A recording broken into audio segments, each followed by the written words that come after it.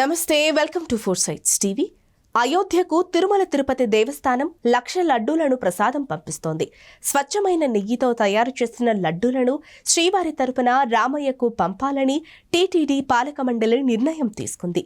బాలరాముడి విగ్రహ ప్రాణ ప్రతిష్టకు వచ్చే భక్తులకు ఈ లడ్డూను పంపిణీ చేయనున్నారు.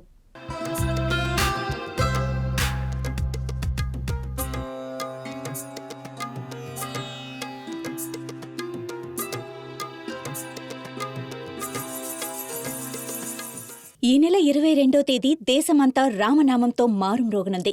ఈ పర్వదినాన్ని పురస్కరించుకుని శ్రీవారి లడ్డూ ప్రసాదాలను భక్తుల కోసం రామజన్మభూమి తీర్థ ట్రస్టుకు అందించనున్నారు.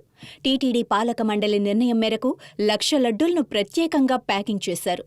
తిరుపతి ఎయిర్పోర్టు నుండి ప్రత్యేక కార్గో ఎయిర్ క్రాఫ్ట్ ద్వారా లడ్డూలు అయోధ్యకు చేరుకున్నాయి.